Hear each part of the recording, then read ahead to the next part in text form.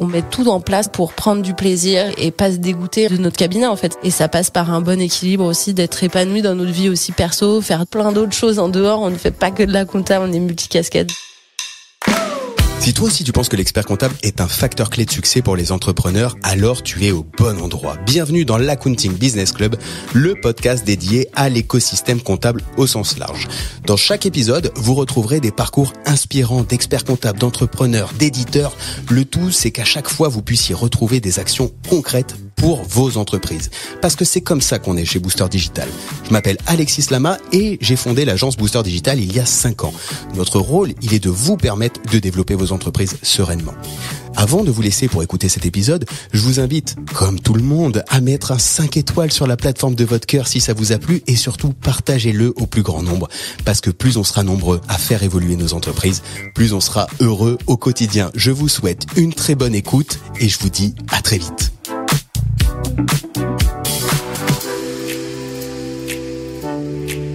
Bonjour à tous et bienvenue dans ce nouvel épisode de l'Accounting Business Club, le podcast dédié aux experts comptables. Mais vous le savez, puisqu'il vient d'avoir le générique normalement juste avant. Et aujourd'hui, un épisode plein de bonheur, de joie, d'enthousiasme, parce qu'avec le petit call, déjà l'échange qu'on avait eu en amont et puis l'échange qu'on vient d'avoir avant d'allumer le micro.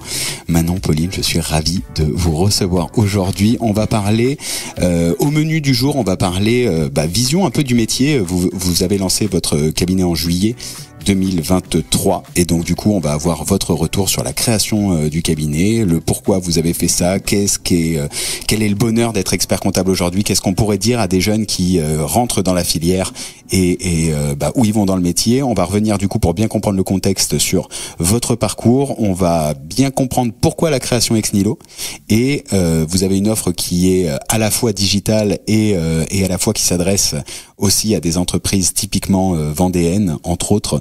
Et du coup, typiquement, je veux dire des entreprises du tissu, voilà, exactement, traditionnelles. Et du coup, on va parler aussi de comment on parle digital avec des entreprises dont c'est pas forcément le quotidien. Je trouve que c'est très intéressant d'avoir votre retour sur ça. Si on a le temps, on aborde évidemment la marque employeur parce que toujours pareil, de comment on fait briller le métier. Donc vous avez des actions en place. Et enfin, pourquoi pas la vision du métier. Ça vous va ? Avec plaisir, carrément. C'est bon pour vous ? Ouais. Eh bien, écoutez, laquelle des deux veut commencer à se présenter ? Allez, c'est parti, j'y vais. Vas-y. Bonjour à tous, moi c'est Manon Pilet, donc je suis expert comptable depuis 2-3 ans maintenant et on a lancé avec Pauline, mon associée, le cabinet Agilia Conseil au mois de juillet. Donc création ex nihilo après une expérience de 10 ans dans un cabinet de taille régionale. Donc pour nous c'était un renouveau et puis surtout c'était l'occasion de retrouver du sens dans notre travail. Donc vraiment de retrouver la proximité avec les clients et aussi un accès à la prise de décision, de pouvoir en fait piloter notre cabinet et l'emmener là où on a envie de l'emmener. Donc c'est ce qui nous a fait nous lancer. Et puis aussi, je pense que le démarrage de notre cabinet, il se fait depuis aussi un moment avant juillet. Parce que Pauline et moi, c'est aussi une rencontre depuis les bancs de l'école. Donc c'est une relation qui se tient dans le fil du temps et sur une vision qu'on partage depuis des années. Okay. Donc c'est beaucoup, on a travaillé ensemble donc dans notre ancien cabinet aussi, donc on se suit depuis quelques années. Et du coup pour nous c'était un vrai on s'est dit oui officiellement quoi. On s'est dit c'est parti, on lance des cabinets ensemble. C'est donc, la vraie histoire sur les bancs de l'école et si on s'associait et puis vous avez fait du coup les stages tout le cursus dans les mêmes cabinets ou ça c'est Alors, pour ma part oui, dans le même cabinet donc DCG, DSCG, DEC, j'ai tout suivi mon parcours dans le même cabinet. Ouais, moi un petit peu différent. Donc j'ai rencontré Manon à l'école. Moi j'ai fait une alternance de 4 ans dans un autre cabinet et puis en fait à la fin de mes études j'avais un petit peu envie de prendre l'air donc je suis partie en Australie pendant 1 an et puis t'as fait quoi là-bas? Profiter de la vie. Ok, t'as vraiment aucun rapport avec la compta, vraiment voyager, apprendre à vivre avec d'autres personnes différentes, enfin voilà, une super expérience qui me nourrit encore aujourd'hui. Et du coup, à un moment donné, il a fallu rentrer quand même en France et là, Manon, elle me dit, ça tombe bien, on cherche un poste à l'époque en commissariat aux comptes. Donc c'est à ce moment-là finalement où j'ai rejoint Manon en commissariat au compte et où on a vraiment créé des liens de proximité parce que commissariat au compte, beaucoup de déplacements, etc. Donc forcément des liens particuliers. Suite à ça, après moi je suis plutôt partie sur la partie expertise comptable spécialisée avec les startups. Sur le pôle innovation où je suis restée à peu près 2 ans pour évoluer après plutôt sur une partie gestion de projet, toujours au sein du même cabinet, mais une gestion de projet sur l'expérience client. Et puis j'ai voulu voir un petit peu autre chose que l'expertise comptable, donc je suis passée côté entreprise. Tu es passé de l'autre côté de la barrière. De l'autre côté, exactement. J'avais besoin de voir un peu à quoi ça ressemblait et du coup, je suis partie 1 an dans une start-up, donc dans un pôle finance classique et j'ai évolué au fur et à mesure plutôt vers amélioration des process, fiabilisation de la donnée, etc. au sein de cette entreprise. Et puis après, on a lancé le projet avec Manon donc en juillet l'année dernière. Donc voilà un petit peu ce qui nous a réunis, cette vision un peu différente de ce qui se faisait et ce qu'on avait l'habitude de voir et ce qui nous a emmené à créer Agilea Conseil. Et Manon, toi, tu faisais du coup principalement de l'audit ou aussi audit expertise Moitié. Okay. J'ai fait 4 ans d'audit et 4 ans d'expertise. D'accord. Donc habitué audit, j'imagine, sur les un peu moyens et ETI, pardon.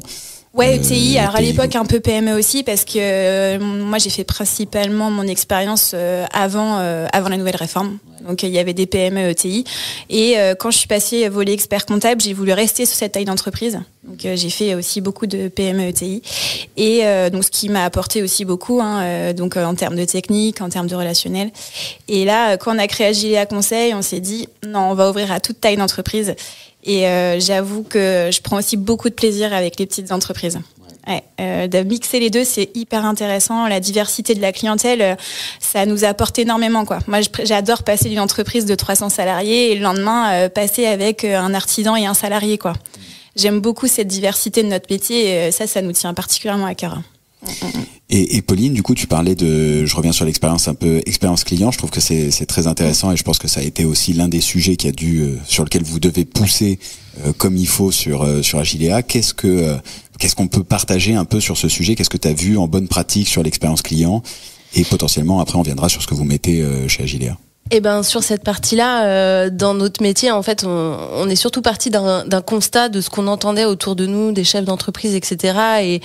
Et souvent, ce qu'on voit, c'est un client qui est mal onboardé, qui est mal intégré dans le cabinet.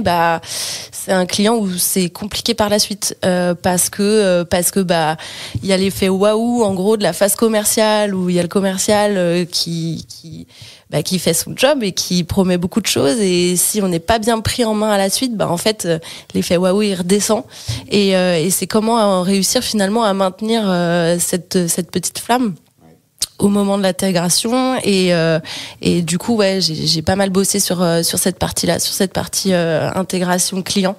Et comment on arrive même après au cours de la relation à maintenir cet intérêt et que le client se sente considéré en fait et qu'il n'ait pas l'impression d'être un numéro. En tous les cas, nous c'est vraiment ce qu'on veut chez Agilea, que le client il se sente reconnu et qu'il soit pas un numéro quoi. Qu'il soit vraiment promoteur en fait. Ouais, exactement. Et qu'est-ce que vous mettez en place du coup pour qu'il soit vraiment promoteur? C'est quoi le day one chez day zéro? On peut redécouper un peu si possible. Tu vois après on viendra sur pourquoi vous avez créé, etc. Là je suis rentré directement dans le vif du sujet, mais parce que je trouve que c'est super intéressant. Tu vois, on se rencontre, c'est un rendez-vous prospect, donc je suis au day zéro. Voilà, ça n'a pas commencé. Vu que vous faites bien le boulot, j'imagine que je viens par prescription, ce qui quand même est plus confortable quand même. Ouais. Vous m'envoyez une proposition qui est bien faite, je la signe avec grand plaisir par voie digitale, j'imagine. Exactement. Sinon, on serait pas en train de parler d'expérience client. Non. Et après, qu'est-ce que vous mettez en place un peu Déjà, si on peut retourner avant cette partie onboarding, il y a déjà un gros travail de la part de Manon et de moi aussi, je l'accompagne parfois, mais sur une analyse de besoin en fait. On fait pas de propal sans analyse de besoin poussée, parce que parfois en fait on vient vers nous pour un sujet, et en grattant finalement si on leur proposait ce qu'ils nous demandent, ça correspondrait peut-être pas et ça résoudrait peut-être pas leurs problèmes. Donc on commence par cette partie-là, et donc moi après je prends la suite de Manon effectivement, et on commence déjà par tout simplement se rendre chez eux en fait. Se rendre chez eux, faire le tour un petit peu, reprendre ce que Manon. Il y a aussi une grande importance de maîtriser la donnée, et ce que le client me dit à Manon, en fait qu'il revienne jusqu'à moi et que je lui fasse pas répéter 15 fois les choses qu'il aurait pu dire à Manon. Ça peut arriver qu'il y ait quelques loupés, mais on essaie déjà bien de maîtriser cette partie-là. Le CRM nous aide grandement sur cette partie, donc. Vous utilisez quoi en CRM ? On utilise HubSpot. Okay. Ouais. On utilise HubSpot et du coup ça passe par un rendez-vous, parce que en général ils ont rencontré Manon. C'est aussi important qu'ils mettent un visage sur une personne. On balaye un petit peu tout. L'idée c'est de bien faire le tour de la question pour les mobiliser une fois et pas leur demander 15 000 choses à la suite, et puis petite présentation de Penny Lane. On travaille nous avec Penny Lane sur la partie production comptable, donc l'interface de leur présenter un peu comment ça fonctionne, parce que c'est un peu nouveau pour les clients qu'on accompagne. Souvent ils ne connaissent pas Penny Lane. Et parfois ils sont même pas. Je pense qu'on y reviendra après, parce que c'est un vrai sujet que j'ai envie de creuser. Ouais. Et voilà, donc on les forme là-dessus, et ça passe donc par un premier rendez-vous, et après en fait on ne les lâche pas tant que on les sent pas autonomes sur cette partie gestion administrative, etc. Pour qu'ils soient vraiment autonomes et vraiment de les briefer, et qu'ils comprennent qu'ils le font pas pour nous en fait, pour nous donner des documents. Nous, on le fait, on les met en conformité, mais c'est pas le principal de notre bienfait. C'est plutôt que eux, ils trouvent un intérêt et que ça leur simplifie leur vie au quotidien, quoi. La gestion administrative au quotidien. C'est vraiment ça. Donc il y a un vrai onboarding au point de se déplacer chez lui, voir ce qu'il en est. Je parle après le fait de qualifier les besoins, s'assurer que vous avez bien compris que vous êtes les bons interlocuteurs. Je trouve que c'est super important. Et puis à ce moment-là, après, vous allez voir directement sur place, potentiellement détecter des premiers axes d'amélioration sur certains sujets, quoi. Mais même sur l'analyse de besoins, en fait, là on parle du onboarding quand on prend une mission récurrente en expertise comptable, mais c'est très rare qu'on ait juste des clients en mission récurrente en comptabilité. En fait, généralement, on a toujours une détection de besoin sur un besoin particulier avant de commencer la mission. Donc c'est pour ça qu'on est très présente au démarrage de la relation. Pauline, dans l'onboarding, avait sur une mission récurrente, et parfois sur du projet particulier quand il y a besoin de digitalisation dans l'entreprise et de remise à plat des process. Et moi, j'interviens aussi sur la partie refonte des montages juridiques, optimisation fiscale, sociale. On le fait dès le démarrage, parce qu'en fait, c'est comme ça qu'on crée le lien intangible avec le client. La confiance, en fait, qu'on acquiert au démarrage, en fait, elle n'a pas de prix et elle se perdure dans le temps. Et en fait, après, ça va tout seul, la relation. C'est-à-dire qu'ils n'ont pas de mal à nous appeler, c'est fluide, parce qu'on a confiance et qu'on se sent à l'aise dans la relation. Donc en fait, ce démarrage, il est hyper important. Ouais, bien traiter l'onboarding. Ouais, c'est ça. Et puis c'est à ce moment-là où effectivement, comme tu disais Manon, on acquiert leur confiance, et c'est ce qui en découle. Nous, c'est vraiment ce qu'on veut. On veut vraiment être le partenaire privilégié, et que il se pose pas la question de rester tout seul dans son coin finalement à se poser 15 000 questions et à être parfois en difficulté. Nous, ce qu'on veut, c'est vraiment qu'il ait le réflexe de prendre son téléphone. On a réponse à sa question, c'est dans notre champ d'action, pas de problème. Si ça ne l'est pas, en tous les cas, on essaie de construire aussi un écosystème autour de nous pour lui apporter des solutions. Si nous, on ne l'a pas, d'avoir un partenaire qui puisse l'accompagner, quoi. Tu notais, tu relevais, mais du coup je vais creuser le sujet sur un peu les offres qui ont mené à la création d'Agilea, parce que tu parles de missions récurrentes traditionnelles que je pense que tous les auditeurs connaissent, et puis après vous avez du coup aussi une offre partie mission ponctuelle. Quelle est l'offre? Alors, mais avant de l'offre, tiens, je vais dire quelle est l'origine de la création d'Agilea, du coup. On revient sur, vous êtes sur les bancs de l'école, vous dites à ce moment-là, on fit bien, on est bien potes et du coup ce serait bien. Vous faites chacune vos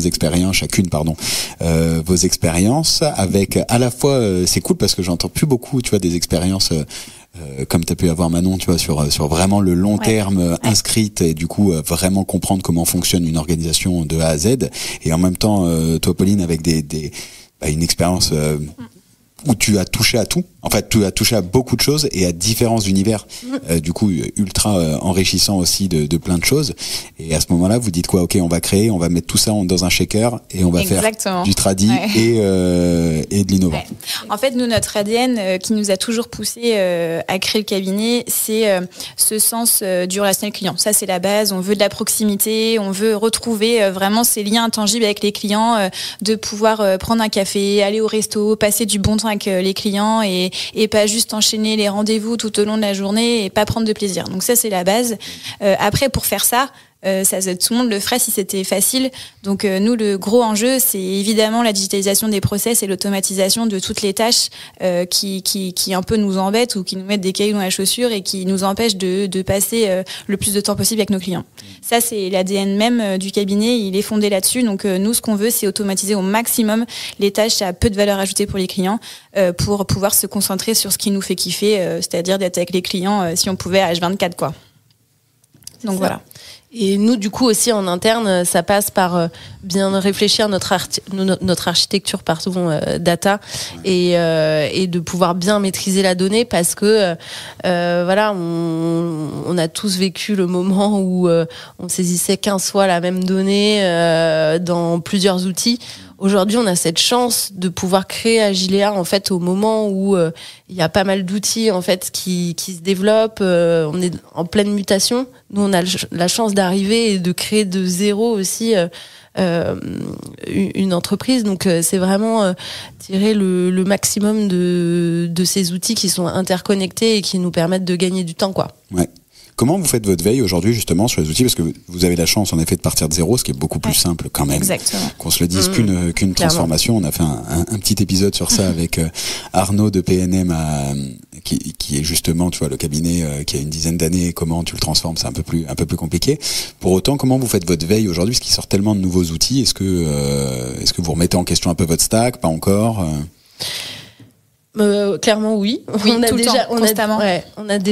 déjà eu le cas. On travaille avec certains outils. On découvre. On n'a pas peur en fait.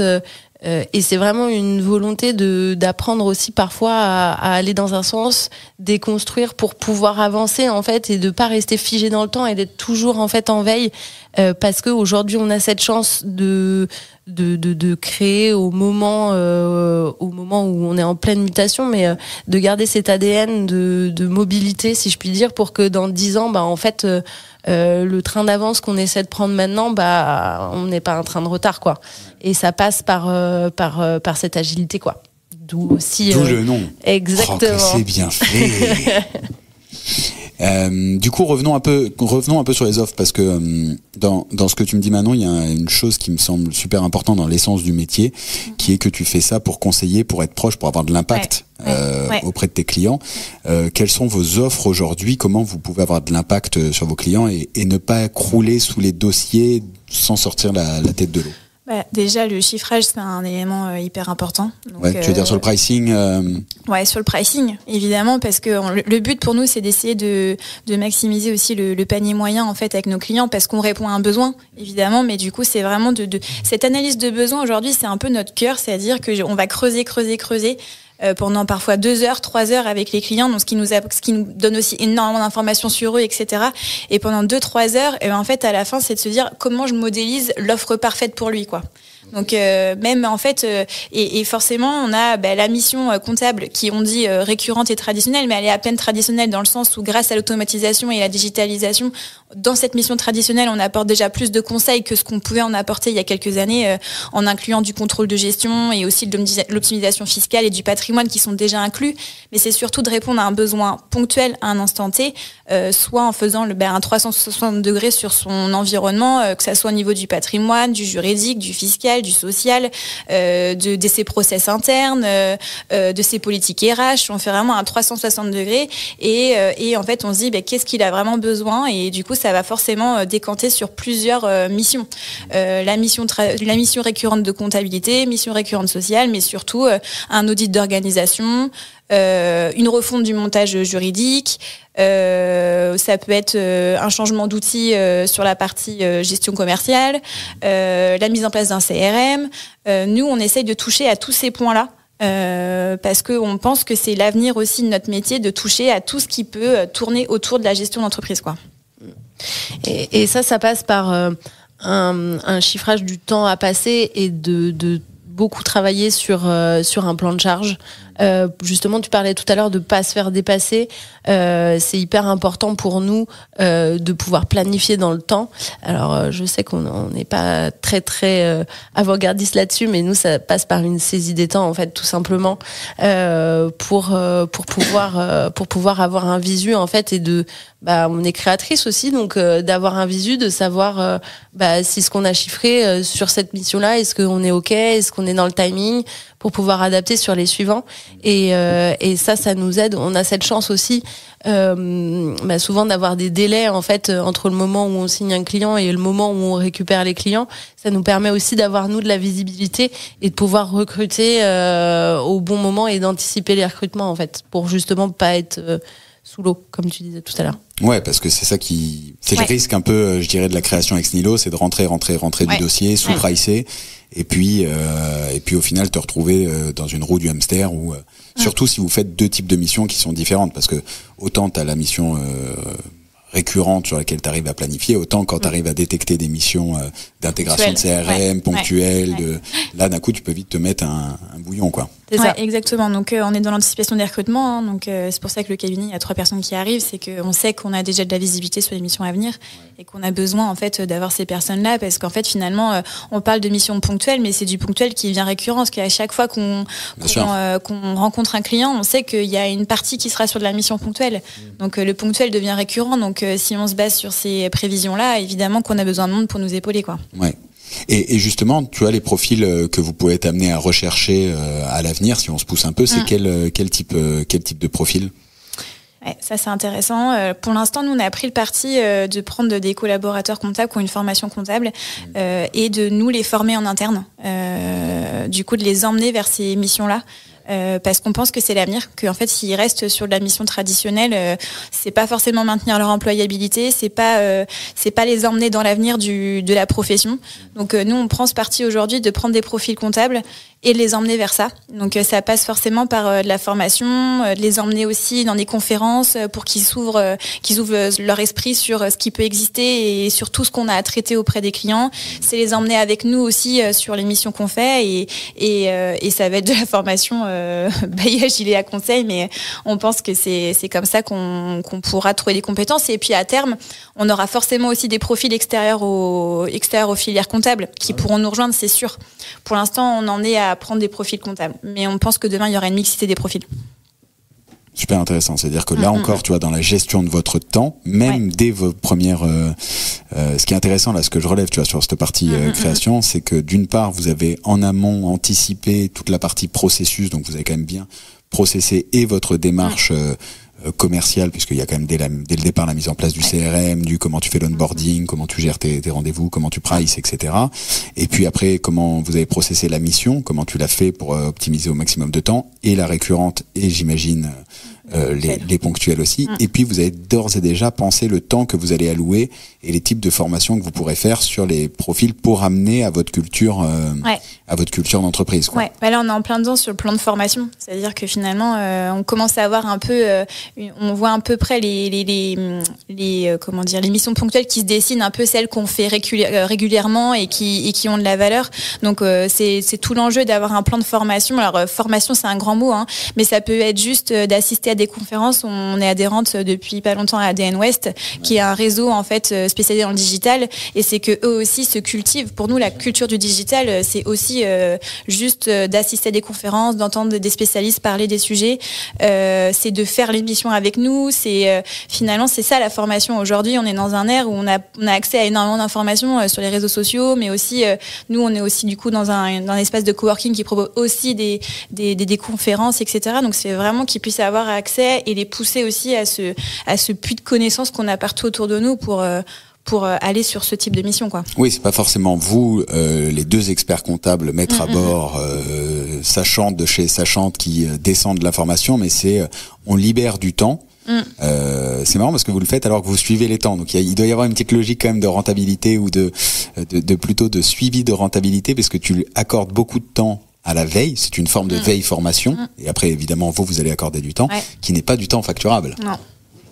Vous avez estimé aujourd'hui à peu près à combien de on verra. temps vous... Non, on n'a pas encore cette analyse, en tous les cas, l'analyse de ces données-là. On l'a pas encore. Je serais curieux de savoir un peu le temps que vous allez libérer, tu vois, quand on en discute, avec certains cabs.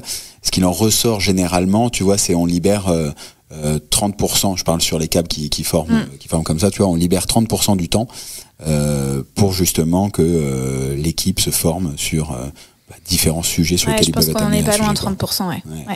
Après, on verra. Pour moi, ça fait partie de toute façon du temps à consacrer sur chaque collaborateur, quoi. La formation, sinon on n'y arrive pas. Hein. Sinon, on va pas faire évoluer nos compétences, on va pas y arriver. Hein. De toute façon, ça fait partie du temps qu'un cabinet doit passer. De toute façon, nous, on suit notre plan de notre prévisionnel. Donc, à un moment donné, si on n'y est pas, on réajustera. Donc, on verra bien. Ok, super intéressant. Donc vous aviez fait un prévisionnel au lancement. On le suit. Alors, c'est pas que au lancement. Ouais. Non, nous, on est les premières à se rendre compte que le pilotage de la trésorerie, du prévisionnel, on y est pratiquement tous les mois. Hein, donc parce que ça change vite, parce qu'en création, en fait, c'est compliqué d'avoir. On n'a pas de stabilité, on n'a rien, on part de rien. Donc finalement, c'est chaque mois, la vision qu'on peut avoir de notre activité elle est différente du mois précédent. Donc c'est. Elle doit être différente. Ouais. Donc, puis au fur et à mesure des personnes qu'on rencontre, des réseaux, etc. Forcément, on augmente aussi la notoriété entre guillemets d'Agilea et ça devient de plus en plus facile finalement de rencontrer de nouvelles personnes. Donc, mais au démarrage, c'est vrai que c'était on partait de rien, donc il faut se challenger et ce temps-là finalement, ce temps-là qu'on a pris en fait à la création, il est hyper décisif parce que c'est dans ces moments-là où on a créé aussi notre écosystème avec, on parlait tout à l'heure des partenaires de confiance sur d'autres domaines que notre domaine d'activité a été hyper crucial, quoi, clairement. C'est quoi les indicateurs aujourd'hui que vous suivez en tant que créatrice ? À nous, ce qui est hyper important, c'est les paniers moyens, le nombre de clients qui vont rentrer par mois, et puis le délai de transformation entre le moment où ils vont arriver et le moment où on va commencer à produire. Donc ça, c'est un des éléments qui sont hyper importants pour nous, qui nous donne quand même pas mal d'informations sur l'évolution et du coup le plan de charge, quoi. Donc ça, c'est le premier indicateur qu'on suit. Après, c'est évidemment le compte de résultats classique, hein, pour voir si nos dépenses ça suit ce qu'on avait prévu. Et puis je pense que c'est à peu près tout pour l'instant. Après, ça va forcément changer avec l'arrivée des collaborateurs. Donc il y aura sans doute d'autres indicateurs à suivre, mais pour l'instant c'est ça qui nous préoccupe finalement, c'est l'acquisition client aujourd'hui qui est le nerf de la guerre en fait, hein. Donc voilà, nous aujourd'hui on a fait le choix de recruter 3 personnes alors qu'on n'a pas encore tout le chiffre d'affaires pour ces 3 personnes-là. Donc nous l'enjeu il est sur la formation des collaborateurs et sur de continuer à faire de la qualité et à continuer à avoir de la recommandation client pour continuer à faire grossir et développer le cabinet. Parce que justement, dans votre stratégie, l'acquisition client se fait en grande majorité par la recommandation client et le partenariat réseau divers, de prescription. Ouais, comme ça, on travaille, comme on a dit, on a essayé de créer un écosystème autour de nous avec des gens qui représentent nos valeurs. Et c'est grâce à cet écosystème-là qu'on arrive aussi, du coup, à avoir cette acquisition-là. Ouais. Intéressant, parce que ce qui ressort quand même, c'est que ça sert à rien de partir comme un poulet sans tête lorsqu'on est en création ex nihilo, quoi. C'est pour ça que je respire un peu avant, mais c'est de dire avant qu'on passe sur les autres sujets, tu vois, notamment du digital, parce que c'est aussi un des points. Mais vraiment, je veux tempérer un peu la création. Ça vaut le coup de vous écouter, hein, après, bien sûr. de se poser. Et en plus, on n'a pas travaillé ensemble. Donc pour une fois, j'ai pas de truc à dire. C'est de la pub, mais vraiment, voilà, ça vaut le coup de se poser en amont. C'est pas du temps perdu. Ah, clairement pas. Nous, ça a été très précieux. Ouais. Mais ce temps de démarrage, il a été... Puis en fait, on a tellement rencontré de personnes autour de nous au démarrage parce que, en fait, on avait que ça à faire, de rencontrer des gens autour de nous et de parler de notre activité. On partait de rien. Et en fait, c'est en parlant avec les gens qu'on s'est rendu compte, qu'on a construit notre proposition de valeur, qu'on l'a affinée par rapport aux discussions qu'on pouvait entendre. Au démarrage, c'était pas du tout clair. J'aimais bien le checker, ça faisait vraiment ça, hein. On avait plein d'idées, mais comment le structurer, comment le mettre en offre, comment parler de notre proposition de valeur, comment pitcher, tout ça, on l'a appris sur ces premiers mois, et ça a été hyper important. Et puis on a aussi travaillé derrière sur nos outils. Pauline a travaillé sur la structuration de la donnée, sur l'offre commerciale, pour qu'en fait, quand les premiers clients sont arrivés, on n'avait plus à s'occuper de cette partie-là, quoi. Oui, et puis déjà, et puis c'est-à-dire que quand tes premiers clients arrivent, c'est pas je fais votre bilan pour 150 € par mois. Je grossis le trait, mais c'est que c'était construit, etc. Ouais, exactement. Ouais. C'est quoi le pitch à Giléa Conseil aujourd'hui ?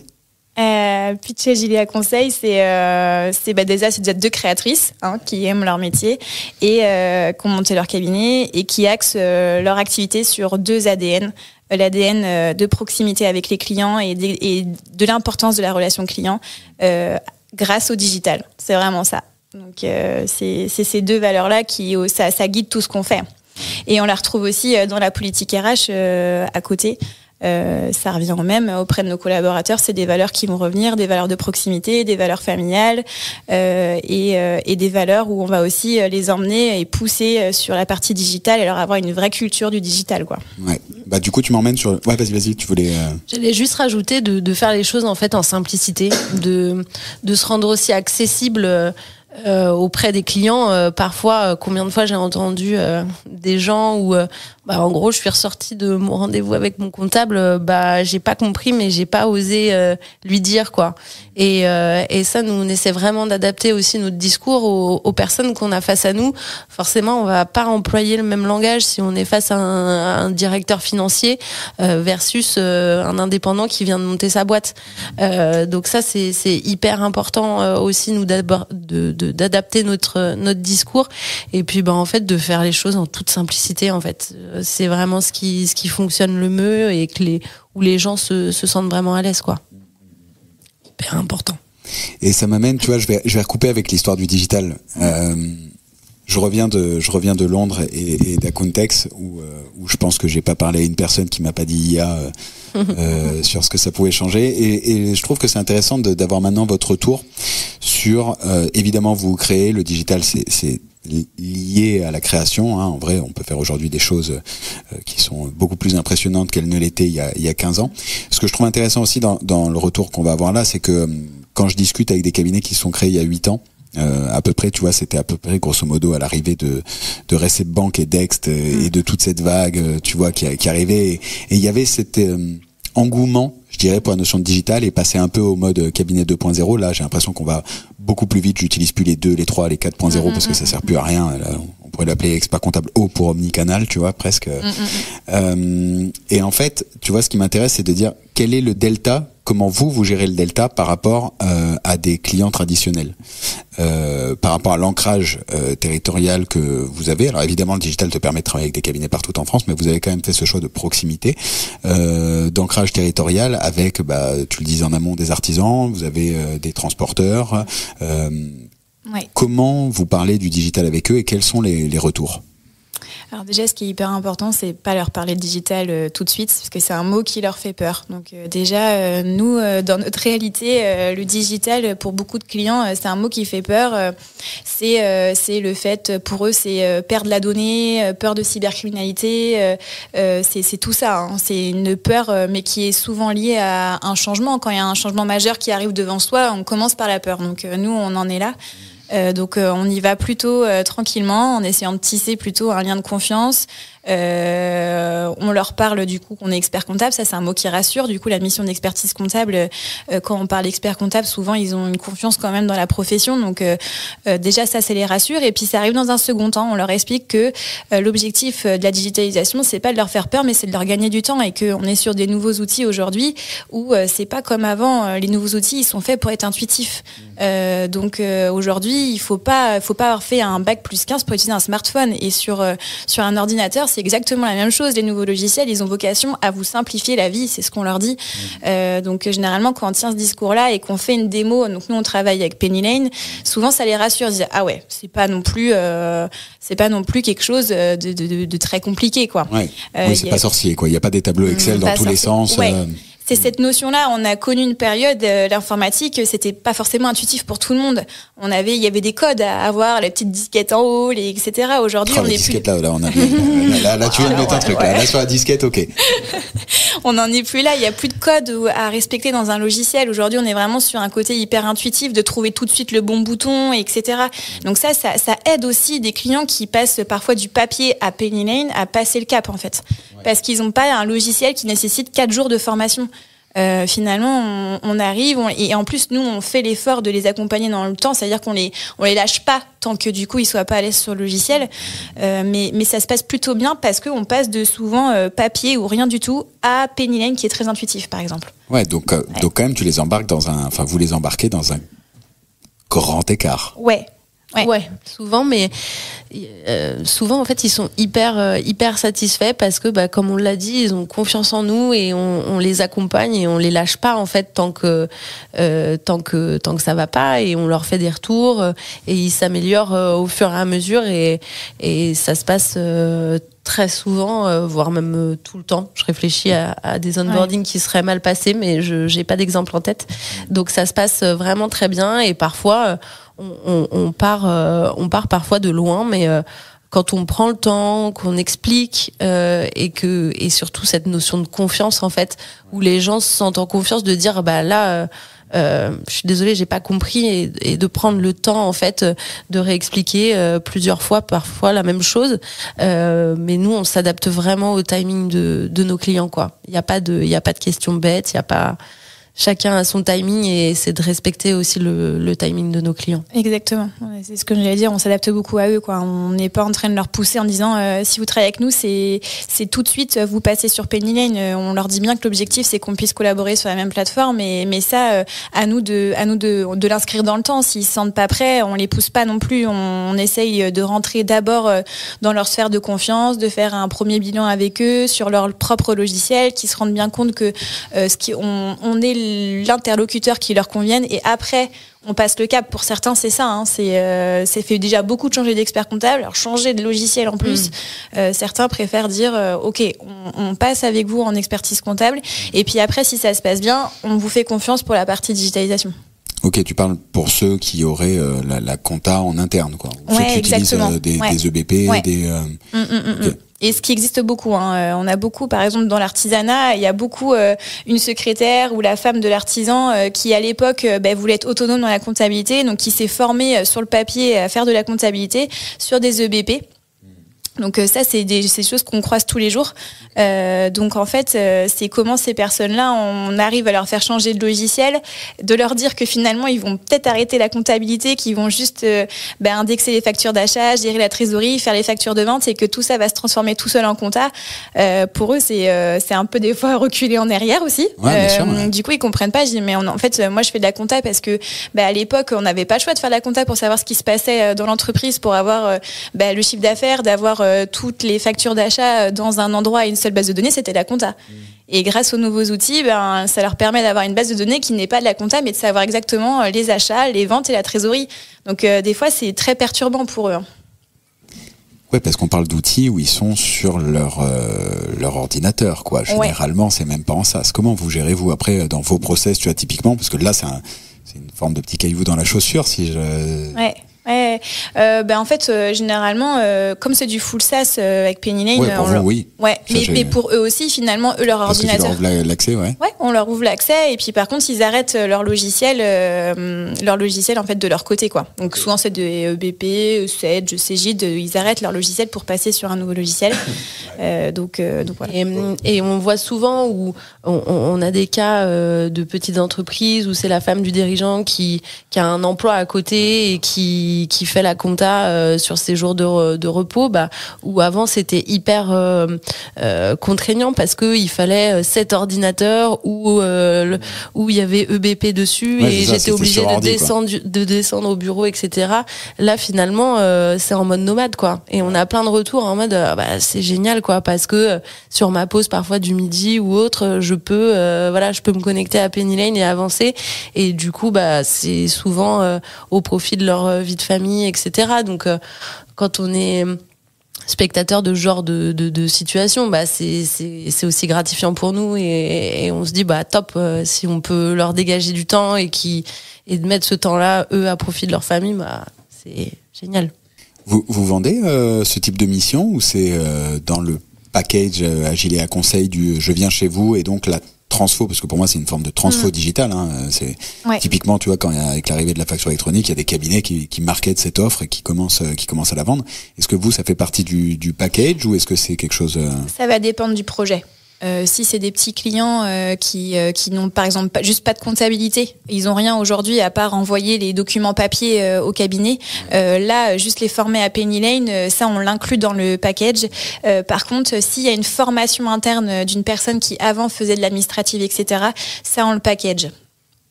On le package en plus parce qu'en fait on part du principe qu'on leur fait gagner du temps et qu'on leur met un logiciel qui est différent, donc on a du temps à passer à les former, et plus on les forme bien et plus derrière eux ils vont aller vite, et ça va leur créer aussi ils vont être à l'aise dans la plateforme, donc ça on le price. Ouais, bien sûr. Surtout qu'ils regagnent du temps après, ils passent plus de temps avec la famille, mine de rien, tu fais une sacrée évolution dans l'entreprise, quoi. Ouais. C'est hyper important, ouais. Et souvent, en fait, sur ces typologies d'entreprises qu'on va passer du coup sur Penny Lane et qui ont la compta en interne, on s'arrête rarement à juste mettre Penny Lane. On essaye de travailler aussi du coup sur la connectivité avec leurs outils. Pour les artisans, on va essayer de mettre des projets BAT ou des logiciels aussi métiers autour d'eux pour vraiment travailler sur la connectivité des outils d'une manière générale. Tu veux dire, même s'ils l'ont pas, en fait, tu vas venir leur dire, attends, viens, on repense ton setup digital. C'est ça. Donc dans l'analyse de besoins, on va jusque là, quoi. Se dire ok, si on passe sur Penny Lane aujourd'hui sur les suivis de chantier, vous faites comment? Est-ce que vous n'auriez pas besoin de faire de coupler en fait Penny Lane à Projet BAT pour avoir le suivi de chantier, la facturation qui est générée dans Projet BAT, et derrière récupérer cette donnée-là dans Penny Lane et gérer les achats dans Penny Lane. Ça, c'est des choses qu'on fait. On le fait aussi sur les transporteurs où on passe les transporteurs sur Penny Lane et on va leur mettre un TMS, donc un logiciel de gestion d'exploitation de transport associé et qui connecte bien avec Penny Lane, quoi. Donc on travaille pas que sur Penny Lane, on travaille sur la stack outil. Ouais, on en avait parlé avec Tony Loua, qui était le cofondateur de Billy, ou Billy tout court d'ailleurs, je sais pas, qui justement est le pont en off de tout ça, et donc l'importance de toute cette stack d'outils. Et vous, du coup, c'est ça, c'est génial, vous l'intégrez dès maintenant, dès l'onboarding, quoi. Quand tu fais ta recherche, tu screens en gros tous les outils qu'ils ont, et toi tu vois les potentialités, parce qu'en plus vous avez ces deux verticales d'une certaine manière, qui est la verticale transport et la verticale artisan, où là tu connais vraiment, et donc tu as beaucoup plus d'impact dans ce que tu viens leur proposer, quoi. Exactement, ouais. C'est ça. Et puis au fur et à mesure aussi de bien connaître les outils, c'est beaucoup plus facile quand tu connais les fonctionnalités, comment est-ce qu'ils interagissent. Tu as aussi cet effet d'expérience qu'on met aussi au profit de nos clients, quoi. Ouais. À votre avis, comment, parce que du coup vous avez quand même une culture extrêmement digitale, comment un cabinet qui serait plus traditionnel pourrait commencer à prendre le pas sur mettre en place, tu vois, commencer à mettre en place un peu cette notion de screening, tu vois, c'est quoi la culture? J'y viendrai après, parce que je vous demanderai quelles sont les sources qu'on pourrait partager, tu vois, un peu sur tout ça, mais qu'est-ce qu'un cabinet traditionnel qui écoute ce podcast maintenant se dit, ok, j'adore le principe du screening, trop compliqué pour moi, par où je commence? Je pense qu'il faut peut-être un client bêta test avec qui on s'entend bien. Je pense que nous, c'est ça qui nous a débloqué. C'est d'avoir un client qui avait on avait déjà la confiance de ce client et il nous a dit vas-y, éclate-toi. Nous, on veut passer sur ce type d'outils. Il partait de rien, 0 papier, 0 outil, rien du tout. Je veux digitaliser mon entreprise. Je vous fais confiance. Allez-y. Et en fait, c'est comme ça que nous, on a nourri cette culture-là, en fait. Et à l'époque, on travaillait avec Penny Lane. On s'est renseigné aussi sur les logiciels de transport qui pouvaient s'interconnecter avec Penny Lane. On a travaillé là-dessus. On a mis le nez dedans, quoi. On avait, enfin, surtout Pauline, c'est surtout sa partie. C'est ce que j'ai demandé. Donc je peux lui laisser la main, mais moi, c'est une partie que j'aime beaucoup. Essayer de gagner du temps sur les process et éviter au maximum de ressaisir la même donnée 15 fois. Et on a la chance justement sur ce client bêta-testeur d'avoir eu aussi des éditeurs de logiciels en face spécialisés dans le transport qui sont aussi à l'écoute et en veille et qui, par exemple, n'étaient pas connectés avec Penny Lane et ont fait les développements nécessaires pour pouvoir l'être en fait. Ok, donc toi, de façon proactive, tu as été les contacter, tu leur as dit j'ai un client dans le transport, on utilise ça pour suivre les données comptables, est-ce qu'il y a moyen de faire un pont aujourd'hui avec les API? Est-ce que vous avez des API? J'imagine tout ça. C'est ça, exactement. Et puis voilà, sur aussi de prendre la main, on a accompagné aussi les clients sur la relation aussi entre l'éditeur et l'entreprise, où parfois cette notion de définition du cahier des charges, etc., c'est pas un exercice naturel pour tout le monde, et de les accompagner là-dessus. Et finalement, c'est dans ce cadre-là finalement qu'on a été amené à rencontrer l'éditeur et qui a été surpris au début de notre accompagnement, parce que souvent on nous dit c'est vrai que ah bon, vous faites ça, c'est vrai que c'est pas commun chez les experts comptables, mais comme on le disait tout à l'heure, c'est finalement l'ensemble de toutes nos expériences en fait qu'on a un petit peu mélangé, on a pris un peu de tout et qui nous amène finalement aujourd'hui à proposer ce genre de mission et qui apporte une vraie solution finalement à des entreprises, quoi. Ouais, c'est une mission qui est plébiscitée.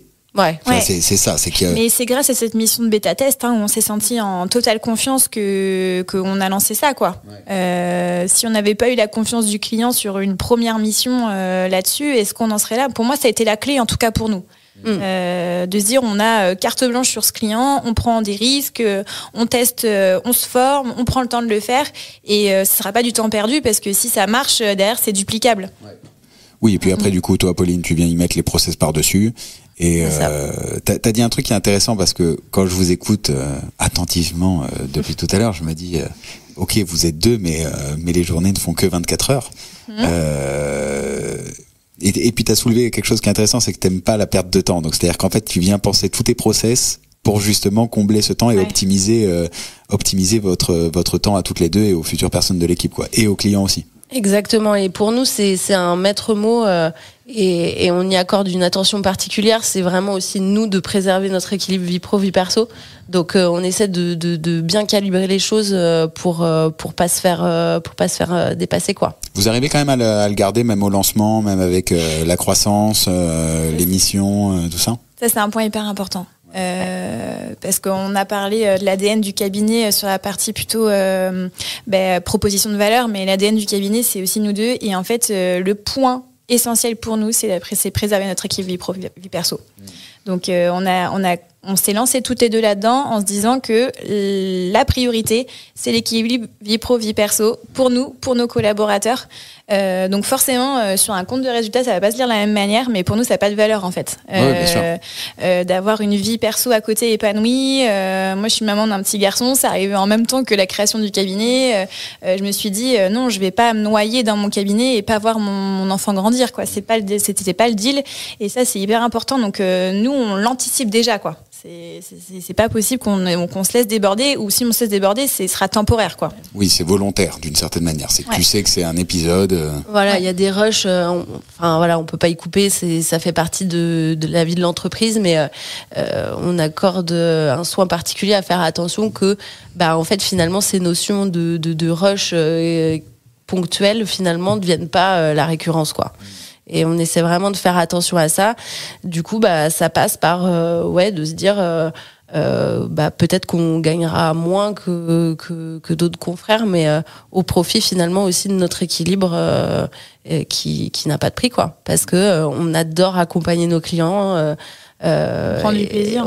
Quelle est la balance dans ce que tu factures et le plaisir que tu prends perso, quoi. Exactement. Nous, en fait, globalement, on aime pas se forcer à faire les choses. Donc, on met tout en place, en tous les cas, pour prendre du plaisir et pas se dégoûter, en fait, de notre cabinet. En fait, c'est pas du tout l'objectif. Donc, on fait attention à ça. On est hyper vigilante et ça passe par un bon équilibre aussi, d'être épanoui dans notre vie aussi perso, faire d'autres choses, voir plein d'autres. On aime bien faire plein d'autres choses en dehors. On ne fait pas que de la compta. On est multicasquette. Donc, c'est hyper important pour nous. C'est quoi je pense que ce sera l'extrait, je te le dis direct, je pense que ce sera l'extrait, j'ai pris j'adore le thème du plaisir que tu viens de dire et comment ça ressortait exactement de ce que je voulais qu'on dise. Donc j'espère qu'au moment où vous écoutez ça, eh bien vous aurez senti le plaisir en tout cas que vous prenez dans votre quotidien et dans votre organisation. Et tu vois, ça m'emmène à la question qu'on peut se poser quand on voit toutes les transformations, c'est qu'est-ce qu'on dit à un jeune qui se lance dans la filière? Ou alors un jeune. Donc pour moi, t'as deux personnes. Est-ce que vous diriez la même chose? D'une part, je viens d'avoir mon bac, je me lance dans la filière DCG et j'entends que mon job va disparaître. Qu'est-ce qu'on peut lui dire? Et est-ce qu'on dirait la même chose au diplômé de DSCG qui va rentrer en stage et à qui il entend exactement la même chose sur le métier qui change? En tout cas, nous, c'est un exercice qu'on a déjà fait, vu qu'on va souvent dans les écoles parler de notre métier. Donc ça, déjà, on a pris l'habitude d'avoir plutôt avec des DCG. Pour un lycéen, moi, je pense que s'il veut se lancer dans la filière, faut qu'il y aille parce qu'il a envie de rendre service, parce qu'il a envie d'être au contact de dirigeants, parce qu'il a envie de servir à quelque chose, et pas parce que il est organisé, il est cadré, j'aime bien faire mes petits calculs. Voilà. J'aime les maths. Non mais je dis ça parce que je suis la première à m'être lancée dans cette filière-là pour ça. Parce que à l'époque, mes parents me trouvaient cadrée, me trouvaient. Oui, ça c'était à l'époque. Ça c'était à l'époque. Il y a eu un regard, il y a eu un hochement de sourcils, clairement. Mais c'était vrai. À l'époque, je passais pour quelqu'un de très cadré, de très organisé, etc.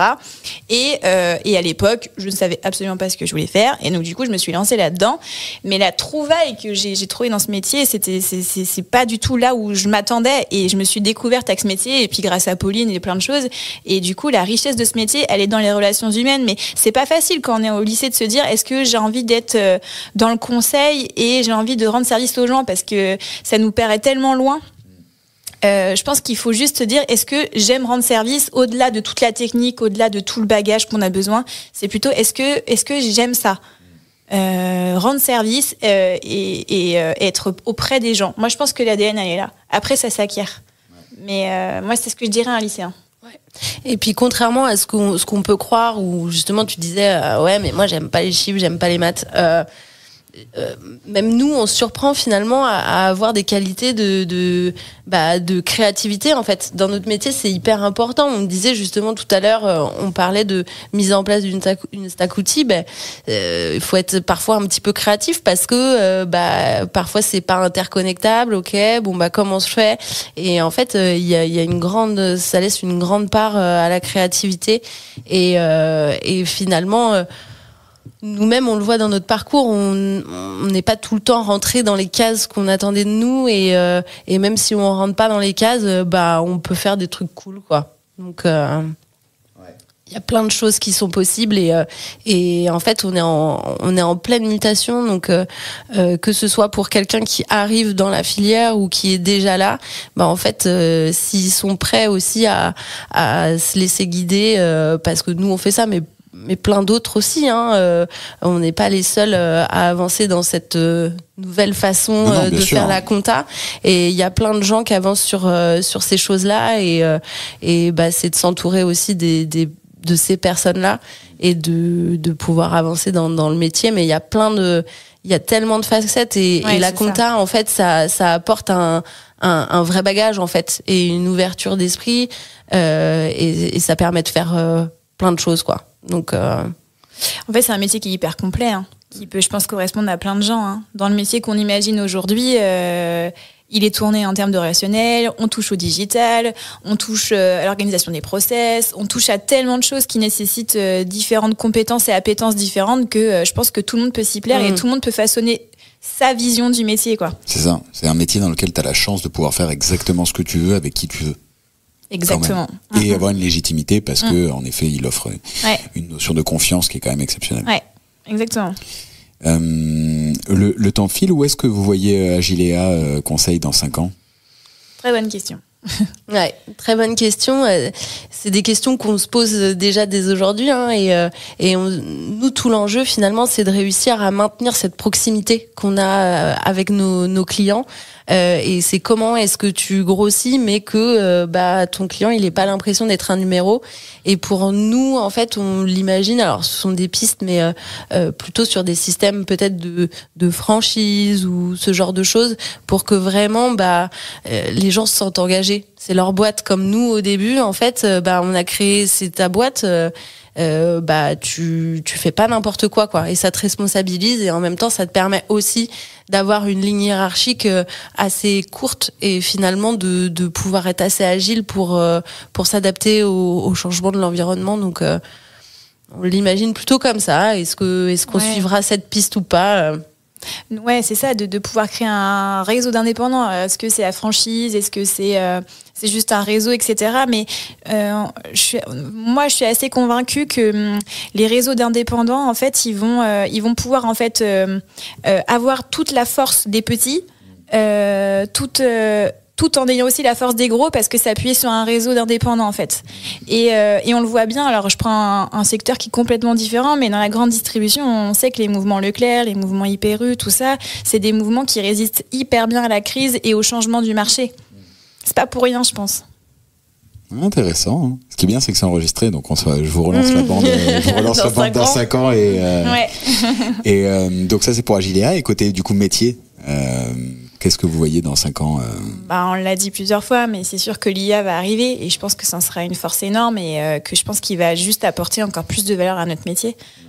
Donc ça va s'accélérer. Le métier qu'on fait aujourd'hui, il sera pas du tout le même dans 5 ans, avec des outils qui seront sans doute pas du tout les mêmes qu'aujourd'hui, ou on espère pour certains de nos éditeurs qui seront toujours là, mais en tout cas c'est sûr que ça va évoluer très vite, et qu'il faut être en veille là-dessus, et que par contre ce qui ne changera pas pour moi, c'est ce côté de proximité et ces liens intangibles qu'on crée dès maintenant avec nos clients et qu'on va garder dans le temps, quoi. Pour toi, où est-ce que tu vois Pauline, un peu de la même manière, hein, sur justement la technologie à notre service, c'est-à-dire nous, ce qu'on a toujours voulu faire, c'est, comme disait Manon tout à l'heure, gagner du temps en fait sur la production à proprement parler, ce qui pour le client en fait, que tu passes 10 heures ou 1 heure à faire son bilan, il le voit pas en fait, il mesure pas bien la valeur. Lui, la valeur qu'il perçoit, c'est quand tu es face à lui et que tu lui apportes des solutions à ses problèmes. Bien sûr, il faut mettre les clients en conformité réglementaire, mais c'est gagner toujours plus de temps sur cette partie-là pour vraiment se consacrer à ce qui a de la valeur aux yeux du client. C'est exactement ce qu'appelle la notion d'advisory, tu vois, au UK, c'est exactement, tu viens de le définir, quoi. Ouais. J'espère que pour ceux qui cherchent ce qu'est l'advisory, il suffisait d'écouter cette petite phrase. Fini la notion de conseil, tout ça, c'est avoir du temps pour répondre et parfois anticiper si possible avec l'IA. Je pense qu'il y a certaines notions prédictives qui vont permettre d'anticiper certains sujets. Bien sûr. Et à l'expert comptable au sens cabinet de venir y apporter la réponse, quoi.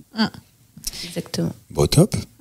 Est-ce que vous auriez une petite ressource, petite ou grande d'ailleurs, ressource à nous partager, type vidéo, site, podcast, livre, ce que vous voulez, qui pourrait intéresser les auditeurs sur les divers sujets qu'on a traités, sur comment vous évoluez, sur comment vous drivez l'entrepreneuriat, je sais pas, un truc qui vous a inspiré?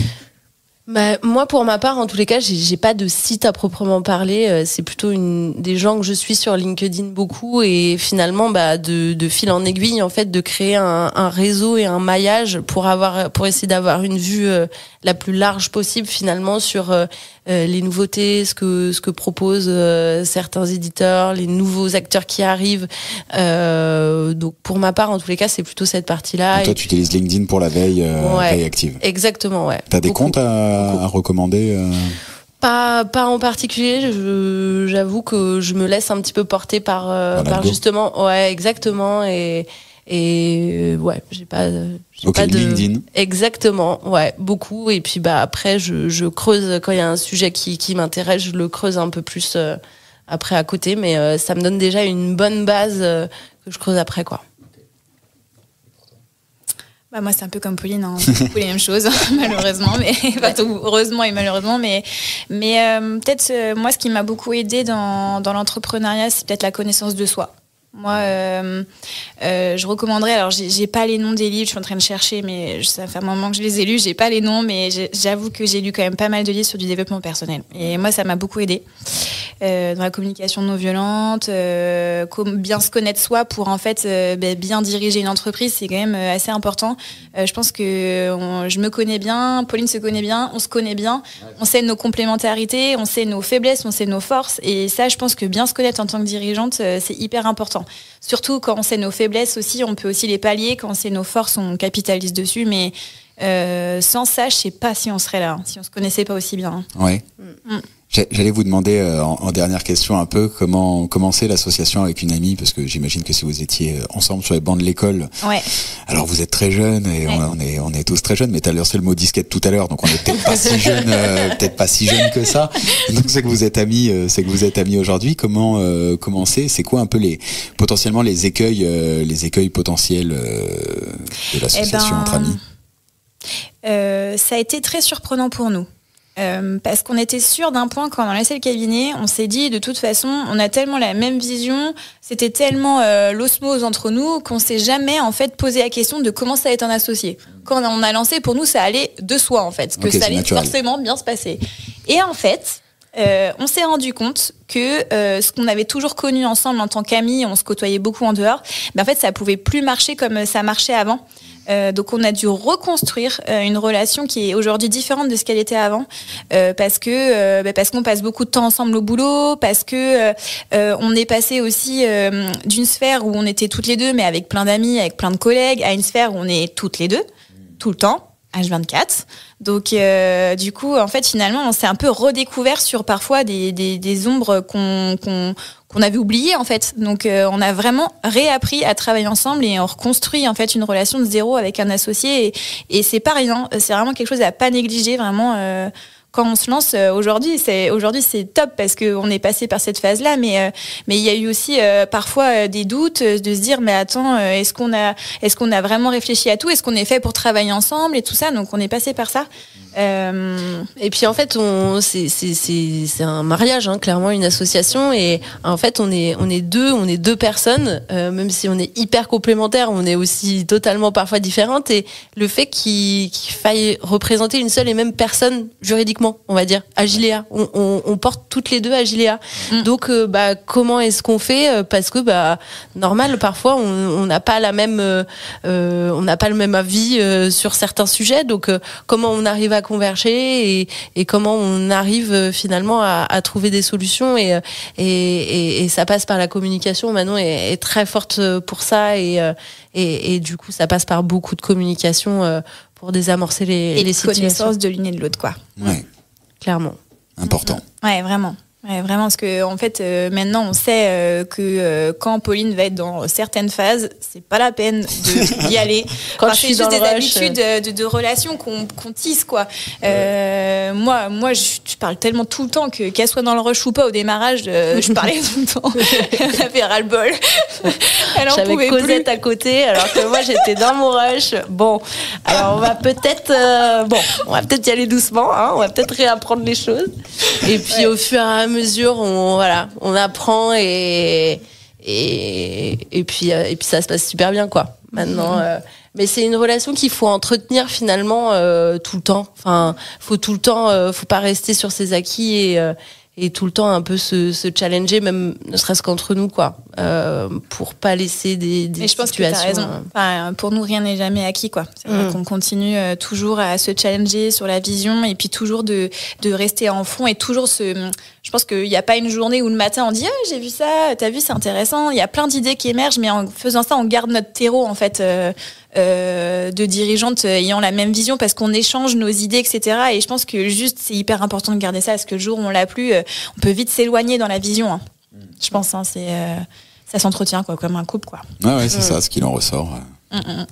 Exactement. Bon, trop chouette. Est-ce que vous voulez rajouter quelque chose ? Non, je pense que ouais, on a fait le tour de pas mal de sujets. Donc merci à toi en tous les cas de nous avoir sollicité et de nous avoir invité dans. Bah écoutez, avec grand plaisir. Hein. Merci à Yvonnie qui nous a mis en relation. Tu vois, c'est ça qui est rigolo avec LinkedIn en l'occurrence, c'est que ça reste un petit monde. Et il m'a dit, je sais plus comment on en est arrivé là. Il m'a dit que vous avez rencontré dans une soirée à Nantes. Il m'a dit tu dois absolument échanger avec eux. Je t'ai écrit sur LinkedIn, il me semble. Et puis on a échangé. Et puis on a fait une visio. Et je me suis dit mais mon Dieu, quel enthousiasme qui se partage et quelle vision. Et ça fait du bien. Ça fait du bien, quoi. Donc, en tout cas, j'espère que. Merci à vous déjà d'être venus en plus, parce que quand même, je vous ai fait venir jusqu'ici. Et avec plaisir. Et donc vraiment, merci beaucoup d'avoir accepté, d'avoir pris le temps de tout ça, d'avoir pris le temps aussi de partager tout ce que vous venez de partager. C'était un vrai bol d'optimisme et d'enthousiasme à diffuser dans toutes les écoles, à mon avis, entre autres, même si c'était pas l'objet, et dans pas mal de cabinets, parce que le projet Agilea Conseil fait plaisir à entendre et on va prendre grand plaisir à suivre le développement pour savoir où on en sera du coup dans 5 ans pour voir tout ça, mais vraiment très cool. Bravo pour ce que vous faites et merci de l'avoir partagé. Où est-ce qu'on peut vous contacter d'ailleurs si on veut avoir un peu plus d'infos? Sur notre LinkedIn ou sur notre site internet, on a les coordonnées, c'est facile de nous contacter. On mettra tout ça en description de l'épisode. Ouais, on est toujours, on est aussi toujours ouverte à l'échange avec des confrères, des étudiants, pour partager aussi, comme on le disait, hein, notre façon dont nous on voit les choses et puis de se nourrir aussi des autres, comment ils avancent et donc avec grand plaisir autour d'une bière, un café, voilà. Allez, magnifique, c'est noté, rendez-vous pris. Bon, merci beaucoup en tout cas Manon, Pauline, merci à tous d'être encore là. Si vous êtes encore là, vous connaissez la musique, c'est simple qu'étoile sur la plateforme de votre cœur et partagez-le au plus grand nombre parce qu'un optimisme pareil et une vision pareille, ça se partage au plus grand nombre pour que tout le monde s'épanouisse au max dans ses cabinets. Je vous dis pour ma part à très vite pour un nouvel épisode. Ciao, ciao.